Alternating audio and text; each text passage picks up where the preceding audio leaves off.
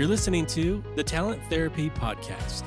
Here, you'll find discussions around recruiting trends and best practices with talent acquisition leaders in the biotechnology and pharmaceutical industries so that you and your team are informed and up to date in an ever-evolving space. And now, here's your host, Chris Tamburini. All right, so welcome to today's episode of Talent Therapy Podcast. Today we have a good friend of mine, Tiffanie Veiga, and I will let Tiffanie introduce herself. Well, hello. Hi, Chris. Thank you so much for having me. This is so exciting. So my name is Tiffanie Veiga, and I'm the Director of Talent Acquisition at Foundation Medicine. I've had the opportunity to be here for the last 6.5 years. And in my role today, I oversee recruiting for the medical organization, the biopharma organization, the commercial organization, and the operations organization. So you have your hands full. Yeah, busy. Yeah. A little busy. Maybe you can give the audience, the listeners, a background and kind of how you got into recruiting, right? What was your process in leading up to the role you're in now?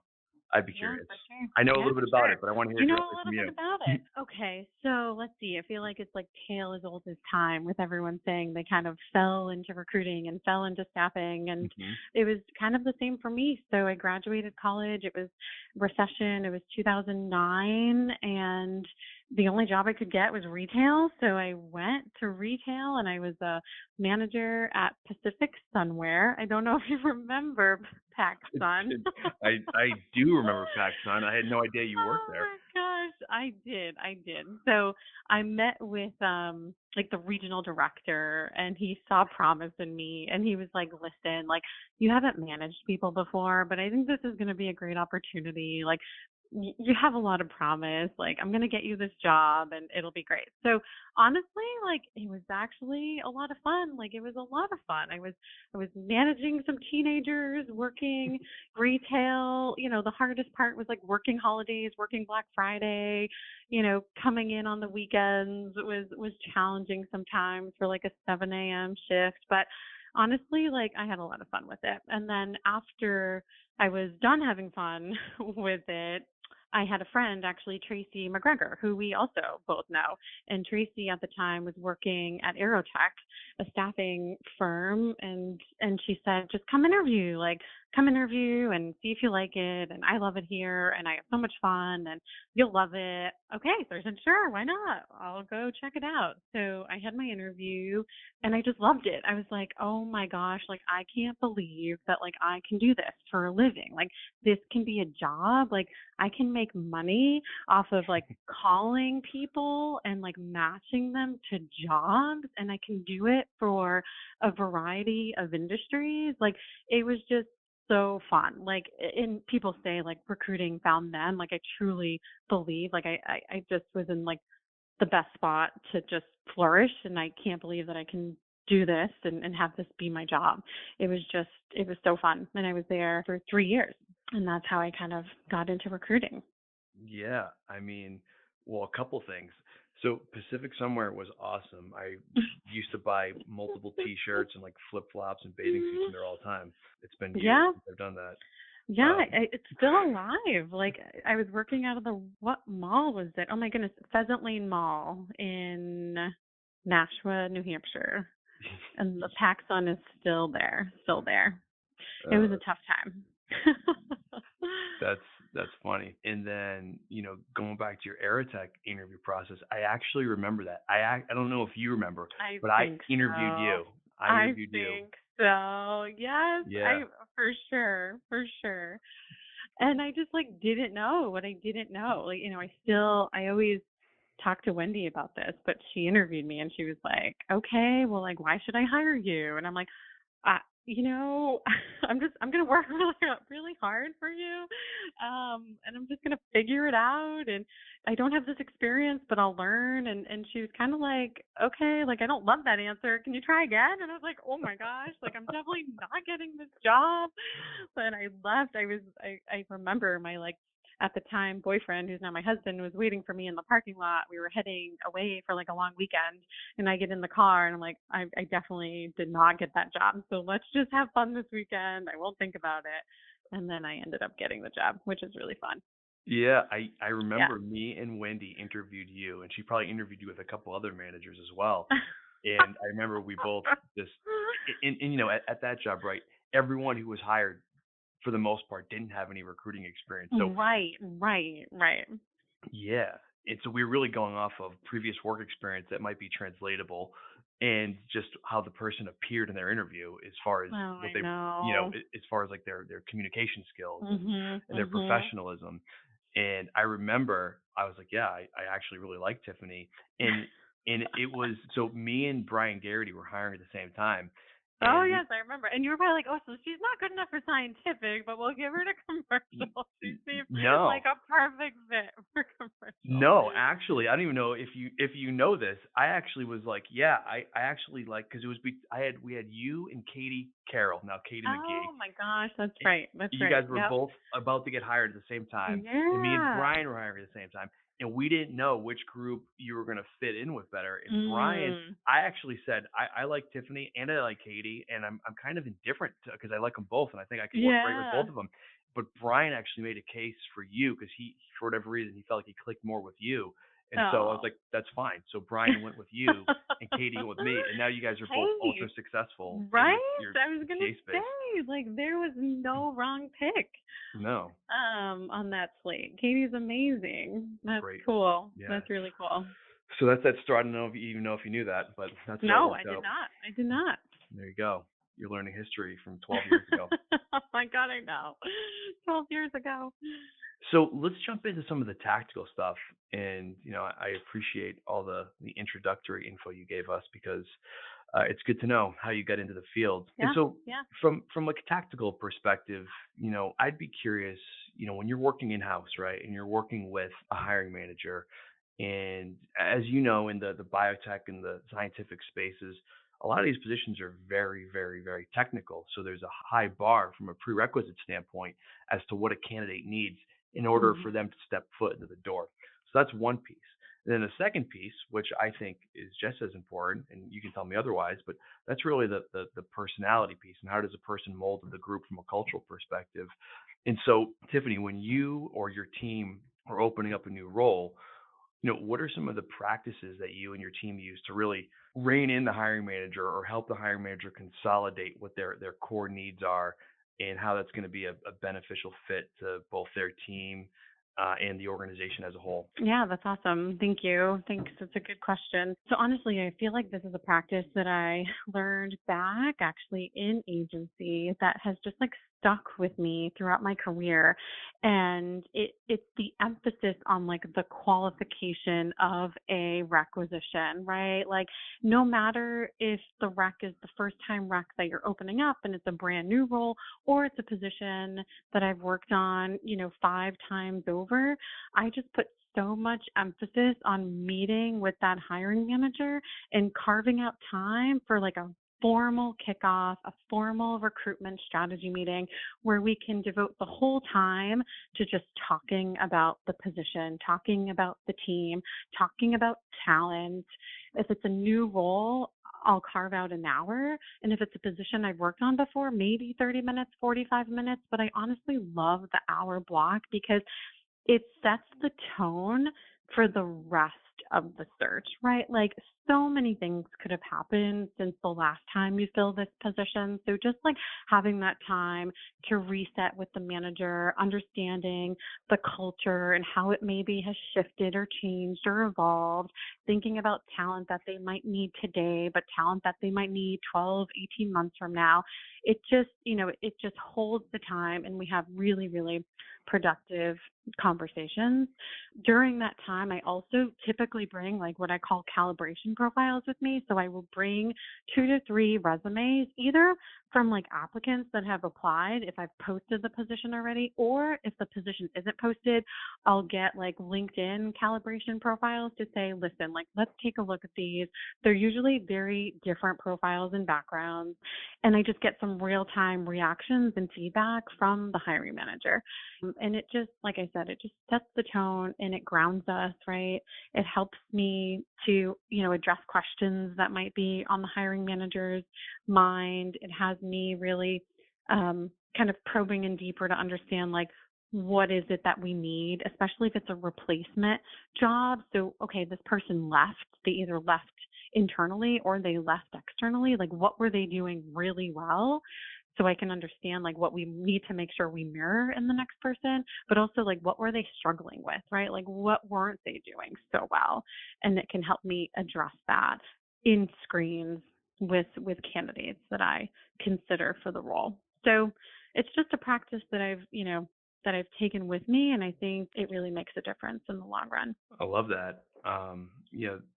Interesting point you brought up about when you're working on a replacement and kind of diving into why it didn't work out. I Mhm. feel that Mhm. sometimes there's some reluctance sometimes to find out that information because Yeah. then you're obligated to share that information with the candidate, and Right. Right. maybe that's not intuitively the best recruiting tactic. But Right. ultimately it's going to come out at some point, right? So It get it done with. will. Yeah. Yeah, it will. And honestly, like sometimes the candidate doesn't even need to know, but I can just ask like better screening questions around that kind of like problematic area. So I'm almost like uncovering it without truly telling them that like this person stunk at this, right? So that's kind of like a way to get around it. Yeah. Makes sense, but important to know. Yep. Another thing, Tiffany, that you just discussed was the time up front to get that hiring manager's commitment. Oh And yeah. Oh yeah. It's this is crucial. something, oh, right, It's totally. so crucial. Like, give me an hour, please. If you can't give me an hour, give me 45 minutes. But the times where I bypass that kickoff, everything falls apart, right? Because everything's lost in translation. Because you're getting an email like, oh, like let's open this and get it posted and let's start recruiting and let's try to find candidates, and you're just off on the wrong foot. You're not in sync. You're not in lockstep. 100%. I mean, it's probably a little bit different on your side Yeah. because I'm Right. sure you have a little bit more control, but I'll say Right. even Right. on my side, it's the same. Like the times that Right. I've worked on positions that were loosely qualified or was I done via know. email, Mhm. there's Mhm. there's a huge element of gambling. Yes. And you can maybe get some stuff done and you can get some luck here, but chances are something's going to fall apart because you didn't get that full communication. And how much more can you learn over Right. a half an hour or hour conversation Right. versus just an email? There's always nuances and there's always It's so differences. true. It's so true. It's so true. So I'm going to tell you a quick story. You just made me think of something. And now, by the way, I refuse to work on a position if I don't have that upfront commitment from. That is airtech training, I think. That's like boot camp training. Yeah, no, I mean, it's easy to say that, but at the Yeah. same time, like, because I've been in positions where I'm like, yeah, I'll work on it, and all I Yeah. need to know is this, and then I start getting down the process, and it's like, well, I just wasted everyone's time, and I know. I I, know. it's not effective, right? So, No, especially you now. Your time is, this is your company, right? Like everything, every minute matters where you're spending your time. totally. So I'll give you a story that happened, I'd say, over the past like year and a half, where I was working with a company and they had three high level needs. They were all senior director roles. Mm. And the hiring manager, his big thing is, I need to hire these people because I don't have enough time. And Mm. speaking of time, I only have 25 minutes to discuss these three positions. And I said, okay, we'll get it done. And so we really churned through these three positions Yeah. in Yeah. in Yeah. 25 minutes, and really it wasn't enough because we had to go back Yeah. and we had to redraw the spec and Mhm. revisit things. And Right. that was Right. kind of like, listen, I knew this 10 years ago, but I was trying to, Right. Right. be flexible for the hiring manager. But at the end of the Yep. day, you're not doing anyone, including the hiring manager, any So favors true. So true. if they can't take that commitment up front. So it's Yeah. refreshing Yeah. to hear it from you as a fellow Yeah, recruiter. it's so true. What I've done in some cases too, I've like just asked them like who their top performer is and if I could get time with them. And then I just book my own time with someone who is like a peer or doing the same job or maybe was like promoted from doing that job. Like, I don't know, but like sometimes like those people will actually give you better information than the leader. Like the people on the ground level doing the job or partnering with the person doing the job, like they want you to get it right because they also will need to work with this person and they don't want to work with the jerk, right? So Yeah. they almost like take more time and take it more seriously. So if I just don't feel like I have enough information, like I will just go and talk to someone doing the same Oh, job. that's such a good tactic that sometimes Mhm. you forget You about forget that, about, right? like, you could even ask, right? Like if they give the green light and maybe you could reach out to someone like under that person. Yeah, and I've done that before, but I don't do it consistently. And it's an easy Mhm. thing to forget Mhm. about because Mhm. how important is actually Right. arguably more important, It depending on the is. role and I the know. structure, I know. because it's going to be the person's coworker, Yes. and team member. Yes. Anything else that comes to mind, or would you say that kind of succinctly nails it? I think that pretty much nails it. Like it's definitely like a best practice of mine and a best practice that I like my team to do and incorporate into their process. I think the other piece would maybe just be like we've shifted our model a little bit where we have sometimes like a recruiting associate on a position and a recruiting associate would be like someone supporting with screening, candidate research, name generation, and including that person in the process and in the kickoff as well. Like anyone who's supporting this role or will support it, like they should be on. And it definitely shows to the manager and the hiring team, like how important their position is, right? Like I'm not only here supporting you, but then I have my recruiting associate and they're also here. And it takes a village, right? And we're going to find you the right person. um, some companies don't have the luxury of having, multiple people to support, but in some cases here we do, and it just shows that we have it, and we can tap the passive market, and we can tap, the active market and referrals and people coming directly to us. Yeah. Um, Yep. that's a nice segue into my next question, which is when you or your team don't have the bandwidth, or you're running into some roadblocks for particular roles, then you partner with agencies and search firms. And so, when it comes to partnering with recruiting agencies and search firms, what are some things that you value and enjoy? And then the second part of that question is, what are some things you dread about working with agencies and search firms? The 'Cause I'm dread's sure like there's a such a couple. hard, that's like a harsh word, like it's dreadful. Yeah. Let me I mean, rephrase. Let me we've all, rephrase. well, no, but it's true. We've all had partners that have, or, people we don't want to be our partners be pretty dreadful. We'll Yeah. call it challenges. We'll call it Okay. challenges. Okay. That's a good one. That's a Yeah. good one. Yeah. I mean, we do, like, us, we do try to fill like 90% of our positions in house. We have a badass recruiting team, very, very good. But yes, in some instances, we need external support. And we go to really like a list of preferred partners, right? Like, I maybe have like 3 or 4 go tos. And of course, you're always on that list. I know you can't always support it, but you're always going to be on my preferred vendor list. Thank you. And there's always 3 to 4 partners that I go to that I just trust, like the trust is so important because you want to trust that they're an extension of your brand in the market, right? Like you don't have control over that agency or that recruiter and what they're saying about the role, your company, your team out in the market. So what's so important to me is that my partners are truly an extension of FMI and our recruiting team, and can really be an extension of our brand to their candidates. So that the people who do that well are my go-tos, the people who I trust, and the people who like will give us strong candidates, right? They're not looking to just fill a job.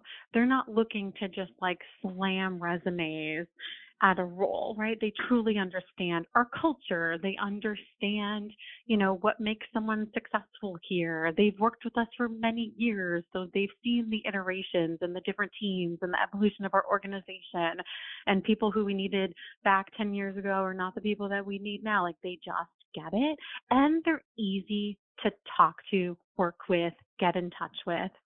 The best agencies flex to their client style, right? Like, text me. Like, I will get, like, text me, right? Like, text me. Or, you can try to call me, but a text is always going to work better. And some of my partners, like, they know that I work, I have young kids. Sometimes I have to like dial off at 3, but then I log back on at 8, and they know that. So they're emailing me strategically, and maybe they just push out the email at 8 p.m., but like, I will respond at 8 p.m., right? I might not respond at 8 a.m., but they just get it, and they make it easy. They make it easy. So those are the best partners. What makes it sometimes dreadful with agencies that try challenging. Challenging. It's just it's all the opposite, right, of all of that. It feels like a salesperson, right? They're calling and they're calling and they're calling, and it's the same number, and they're leaving me these like long voicemails or like the emails. Like, I should show you these emails that I get from these agencies. They're horrific. Like, they are like, those emails are dreadful. Like, they put in like weird gifts, and some of them will send me actually gift cards or like prizes. Like, I'm telling you, like, people, it's getting weird. Like, it's getting weird out there, and those immediately go to spam, or like I delete them, and then they'll email me like the next day, like, I'm so sorry if you missed this, like putting it back on top of your inbox. It's like, I don't want you anywhere near my inbox. Like, it's just bad. It's just bad. I think, you know how to do it, right? Like, you go and like, if you wanted to get business in a company that you knew I had a connection with, like, go through me. Like, I would text that TA leader or that HR leader, like, that you're amazing and that they should work with you, right? Like, that's how you get business. Like, it's really hard to get business just doing it cold. I mean, it is hard to get business, and I mean, you just made me think of a handful of questions, but I will say getting business is hard, right? No matter what level you're at or how many years you've been doing it, it's hard. Right. I feel like it's harder now than it used to be, though. Really? I feel like, well, for new people, right? If you're new, yes. it's And you don't hard. have an established client list, Yeah, I mean, all the business that I originally got was via cold call. I would cold call into a company and say, and I make it quick. I mean, listen, I know you don't have any time to talk to me. I know you don't want to talk to me, but I'd love to meet with you because here's where I specialize. You have half an hour on next Wednesday morning, and I would drive out to the site and meet the person. And I know 20% of the time they'd blow me off, but 80% of the time you get the meeting, and it worked. But with COVID and people working remote now, the game has totally changed, and it's all email and phone calls, and no one picks their phone up anymore, and it's just a different game.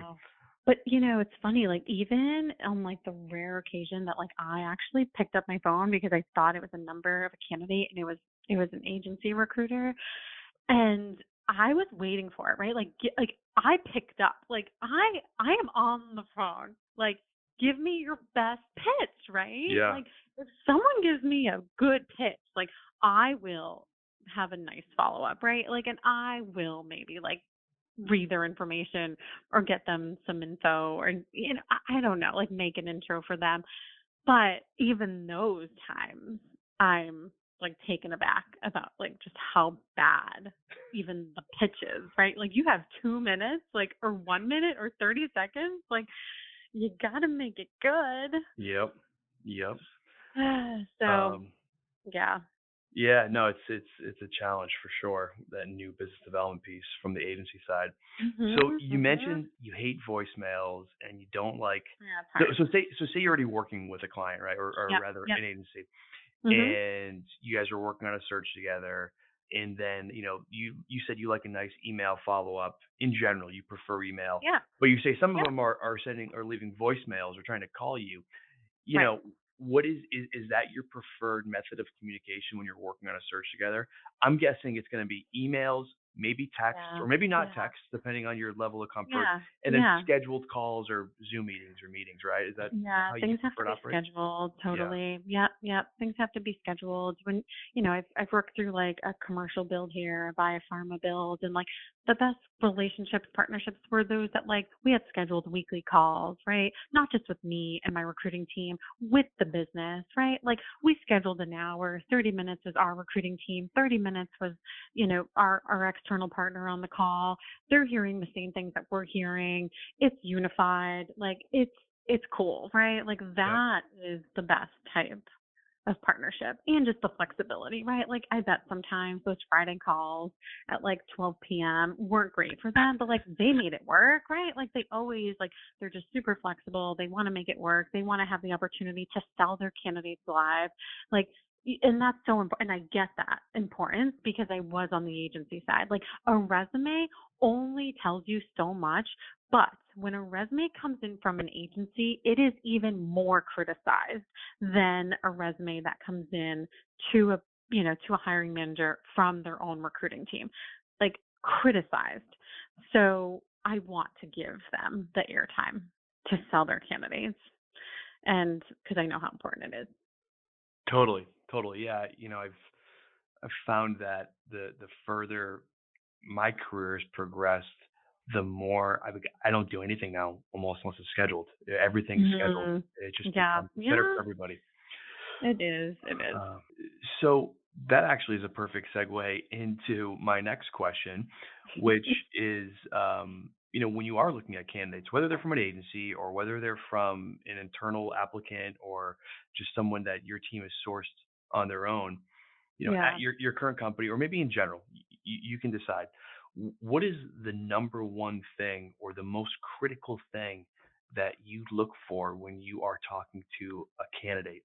And I get that that can span across different skill sets and different positions because it's different for every role and every Yeah. group. But in general, right, there's got to be a couple things or at least maybe one key thing that you look for that's got to be ubiquitous amongst every candidate you speak with. It's hard to like pick just one. Like if I had to pick just one, it might it probably would be it'd probably be like resilience. And then I guess if I had a second, it would be curiosity. And I know you just asked me for one, but I would think like resilience and curiosity are like the top two things that I look for when I'm talking and screening candidates. Right? Of course, they need the technical skills and the technical capabilities, and like that needs to be there.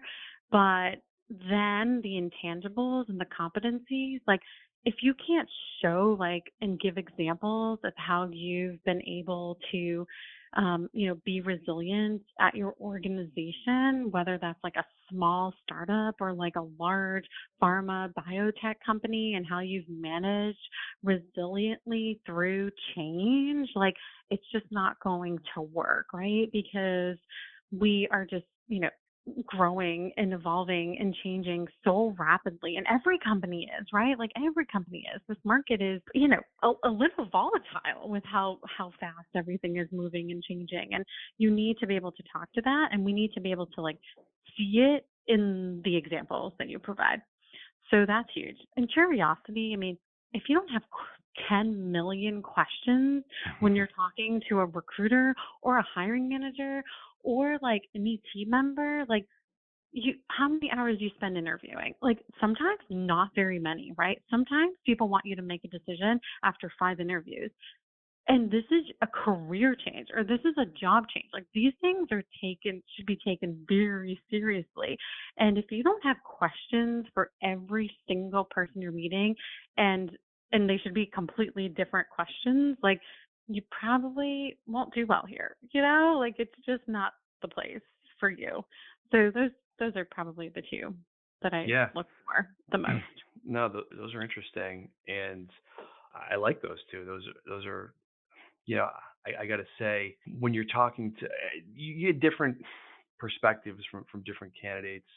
But the curiosity one is interesting, and I was kind of curious. I was curious why you picked curiosity, and you told me. And another part that I'm wondering if this feeds into it Yeah. is when a candidate is curious. Do you think it says anything about maybe that the ego that they're bringing to the table, which is Mm. important? Sometimes you Yeah, do need an right, ego, but it's right. got to be a balance. So, do you think that Like might maybe be? too many questions. Like but it is kind of a balance because we have had candidates sometimes, and sometimes they're the more passive candidates, right?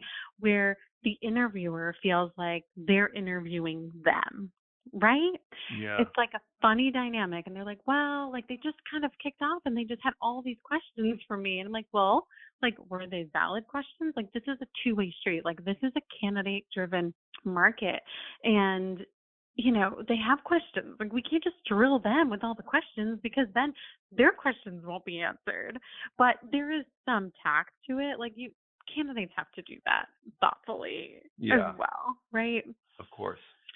Yeah, I've had instances where it's just been the candidate opens up with all the questions and you're like, okay, well, perfect. There's no time for me to ask you any questions. Yeah, Yeah. no, you're right. It's a balance. It is a two-way street, and I do think it's, Yeah. from my perspective, it's more of a two-way street than it's ever been. But Mhm. Mhm.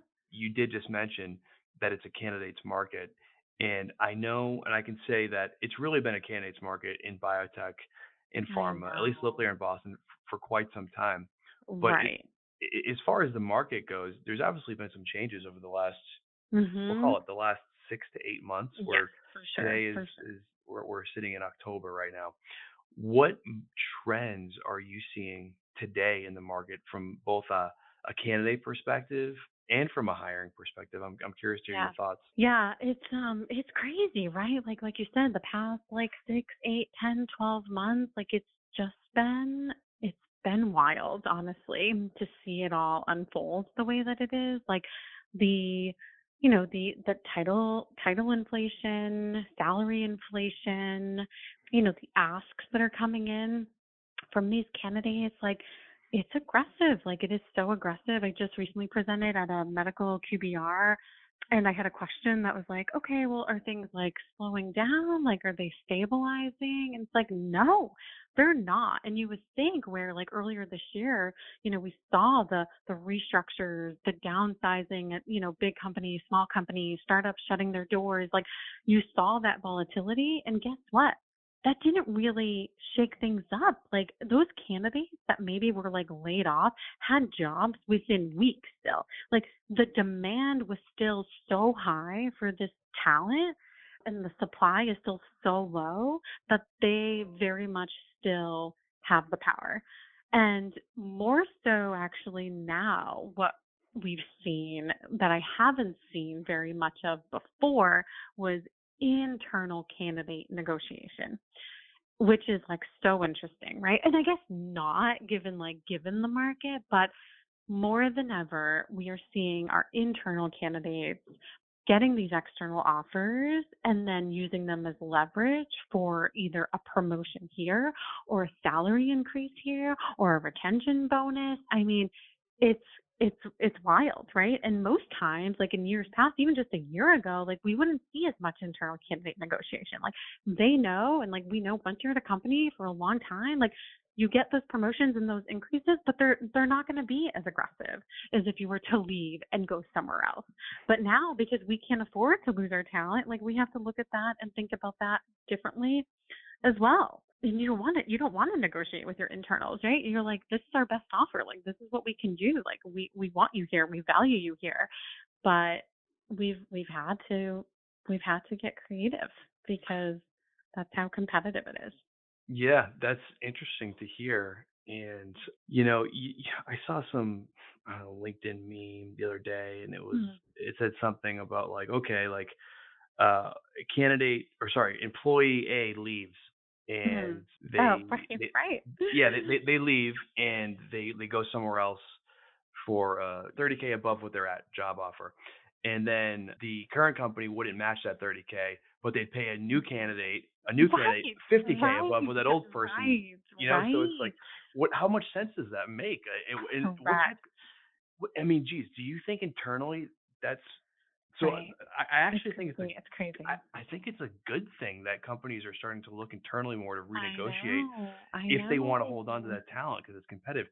However, once that happens, and I'm sure as a recruiter you've gone through the I situation a thousand know. times, does that start to create this odd dynamic with, okay, we know this person's looking to leave, how loyal they're going to be, Mhm. or is it more like, oh, we're so happy they're staying so they can continue down the journey with us? Yeah. What do you, how are you It's seeing like a that play little out a bit little of bit more? both. Yeah, Yeah, it's a little bit of both. Like, we don't want our stars to leave. Like, we don't want our top talent to leave, and it like sucks that it has to get to that point. Um, and yeah, like, will they be tagged as like a flight risk for the next year? Like, yes, but then you hope that you can like continue to develop them and motivate them and like, yes, give them that well earned promotion so they don't have to go and get the same title somewhere else, right? Like, I kind of love that these internals like have this power and there's a way to do it, right? Like there's a way to do everything. Like there is the right way to do that and to negotiate internally and there is like an ugly way to do it that won't get you the results that you want, right? So like let's put it out there. Like if you're going to do it the ugly way, please see yourself out. If you're going to do it the right way, then like I commend you for it because you should be advocating for yourself and yeah, you should know your worth, right? And how do you know your worth? Go out there and get 3 offers from 3 other companies. They'll tell you what you're worth. totally. Yeah, it's crazy though. It's crazy. Definitely like the yeah, 2022 was the like year of the comeback of the internal employee. So, For so, sure. so you feel, and and I think you're probably in a little bit of a different situation than some of the other clients I partner with because FMI is part of Roche, and Roche is a Right, larger right. company, and there's a lot more stability there. And so, it sounds that you guys have seen really continued to hire, and you've seen a pretty aggressive job market, and you don't think it's changed much over the last year, despite the fact that there's No. been market turbulence across the Yeah. industry.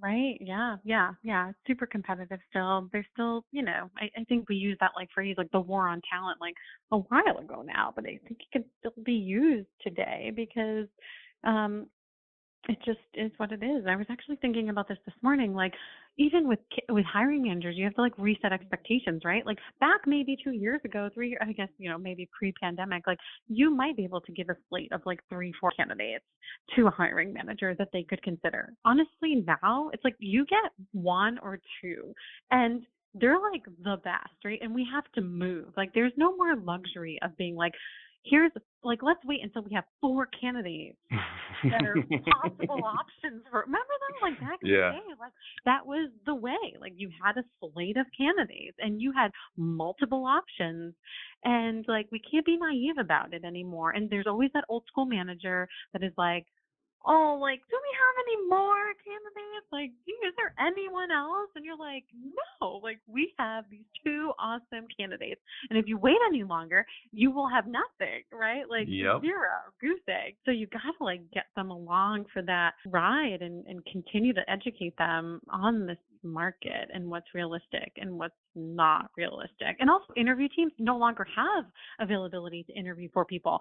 The last time I had 3 people go through the process, they were like, there's 3 candidates? Like, they were almost shocked, right? They were like, Yeah. that's a lot of time we're going to spend interviewing. And I'm like, okay, well, you should be happy that there are 3 candidates. And Yeah. here we are. And you're like bitching about having 3 candidates. I'm like, oh my God, you can't get this right. I know. What Yeah. from you mentioned timing. Timing's always a critical piece, right? Because as a recruiter, I think it's our jobs to give them a snapshot of who are the best candidates that are available right now Yeah. at this point in Yeah. time, Yeah. knowing that in 60, 90, Right. 120 Right. days, it could be totally different candidates that may or may not be Totally. better. We just don't know. So Yeah. timing is Right. that Right. window is kind of a big piece of it. And so Right. in order to, depending on the hiring manager's urgency, what are some things that you've done to, I guess, move the process along? Because, like you said, these candidates probably have multiple offers, and they probably are weighing other options, and they don't want to wait Yeah. 3 weeks for a confirmation or for next steps. So, Yeah. what are you guys, or what have you done to kind of expedite or we'll say streamline your interview process? Yeah. So a good question. I feel like there's two questions in there. One is like, how do you like educate the manager on this? And the second kind of being like, what have we changed up in our process? And I think the first one, I think we sometimes as recruiters get bad raps on saying that like they're going to go off the market, like this is the best, like they're not going to be available in 30 days. But like I've now started to actually list out what these people are interviewing for. Like, listen, they have an interview at Shire, or they're interviewing with Biogen, or this is the startup that they're looking at. Like, I'm starting to just like put it all out there. Yeah. And they're considering a 190 to 200K base salary on this, and they're going to give them a 10K sign on. Like, I don't know. Like, everything's on the table now, right? Because there's like no time to dilly dally. Like, Why not, just right? put it all out there. Like, and you know, like we're gonna have to compete with the 195 that she has right now. Like, can we do that? Like, we're gonna have to because she's the best. And if we want the best, then we're going to have to do this and pay this. And it really puts it on them, right? And it's no longer like our recruiting story of like there's no one else and like we got to move fast or we're gonna lose them. Like, you're actually, the proof is in the pudding type of thing. So that's actually worked out really well recently. And then the other question was, sorry, I got wrapped Just up like in that answer. no, and I think you started to answer it, which is just from a process standpoint. What have you Oh, done differently to right. streamline the process and keep it moving? Okay, so we did recently do like a refresh of our interview process, and it went from like stop having all Zoom interviews. People are zoomed out. Like, you gotta like try. Can we bring back the coffee meeting? Like, can we bring back the like sell over lunch meeting? Can we bring back some like good feelings here Yeah. and not just have this be like a Zoom transaction? Like, we've also seen that many people who made the move after COVID because they were just so fatigued and like wanted something new, like more than half of those people like regretted those decisions they made because they made them fast, they made them over Zoom, they made them without meeting people and feeling a culture in house. Like, tell me, like, when you're in a lobby, like how much you get, like a sense of the company that you get from just being in the lobby and hearing how people talk to each other and interact with the secretary, right? Like, people were missing it. So we've definitely been pushing for like try to have someone meet, give them a tour, bring them to the office, like at any point in the process, like not to prolong the process, but to make it more intimate. And I think that needs to happen because our competition is back to doing it and we need to do that. But then we did also still talk about like not drowning out the process. Like, you know, it's a 3-round process. The recruiter, the hiring manager, you do a panel of interviews, and we debrief and we make a decision. But we're seeing that some candidates now in the market really want more time, especially the passive ones. So they might ask for more interviews, or they might have more questions, or they might want to talk to someone else. And we still have to consider that because people are making super thoughtful decisions about where they want to go next. You know, I like that, and that's good to hear. And I will say it was interesting to see during the pandemic how the interview process really shifted from, I Right. feel like, almost everything being on site to Everything. nothing is on site. I But know. I do think the silver lining is now we can use Zoom or Teams as Yeah. a tool to actually speed up the process in the early Yeah. stages. Yeah. And then when it gets to the later stage, then you kind of have that face-to-face, in-person coffee meeting or Yeah. site tour, Yeah. and you get Yeah. both. And I do think it really helps. That's So, nice. right? Because you can do both. Mhm. You can do both. Yes, Because that's a nice blend. Instead of having to wait for like everyone's availability to do an on-site interview day, right? That exactly. takes so much time to plan out. Yeah, but So we've definitely seen that like faster isn't always better. Like, faster process does not always make a candidate feel the love. sure. No, I love the fact that you guys are integrating and being thoughtful about having people come on site and meeting Yeah. people in person. And it's weird. I selfishly I've loved when clients have done the full Zoom process, and I think I know. I Yeah. certain clients and hiring managers and candidates like that as well. Yeah. But at the same time, I would never take a job anywhere unless I met the Right? person in real life. So yeah, Yeah. Mhm. to conclude and wrap things up here, Miss Tiffanie, you've given us a lot of really good insight and advice and perspective today. And so I would ask you, what advice would you give a new person entering into the talent acquisition or recruiting space, whether that's someone who's making a career change into talent acquisition, or if it's someone coming out of Pacific Sunwear and is looking to learn recruiting?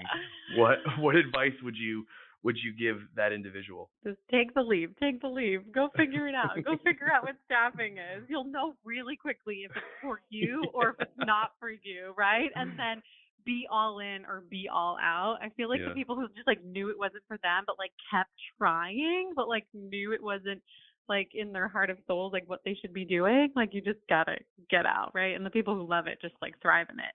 But honestly, like I think it would just be like reaching out to your networks and the people that you know that like do it best. Like if you know you want to make a shift into recruiting, it means that like you've maybe seen it done really well, or you know, it's exciting to you. Like just find out more about it. Like truly try to understand like what a typical day looks like for an agency recruiter, for an in-house recruiter, and just be curious, right? Like ask a ton of questions because this is hard. Like it's hard work. Even though it's so fun, like you're working with the most unpredictable population, like the people, like we are unpredictable, and you're supporting managers that are unpredictable, candidates that are unpredictable, and you have to be, you know, resilient. Here I am using my two words, but it's so true. Like ask a lot of questions, be super curious about the art and craft of recruiting, and you know, you'll know if it's for you or if it's not for you, probably really quickly. Yeah, that's great. And it's so true.